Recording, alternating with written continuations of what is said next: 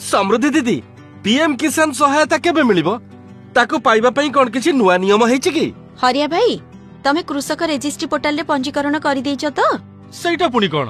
हेई देखो आगो सेटा करबा कथा ना जल्दी कृषक रजिस्ट्री पोर्टल रे निजर पंजीकरण करि दियो ताहाले जाई सब सुविधा मिलि परिबो। आगरु जानिथिले ए काम कोन बाकी रहि थांता?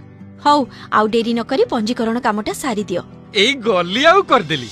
आज ही निकटस्थ जनसेवा केन्द्र बा ग्राम पंचायत स्तर रे नियुक्त सहायक अथवा व्यक्तिगत स्तर नचेत ग्राम पंचायत स्तरीय कैंप मानकरे कृषक रजिस्ट्री पोर्टाल रे निजर जमी संबंधी दस्तावेज और आधार लिंक थिबा मोबाइल नंबर दे पंजीकरण कराई नियंतु।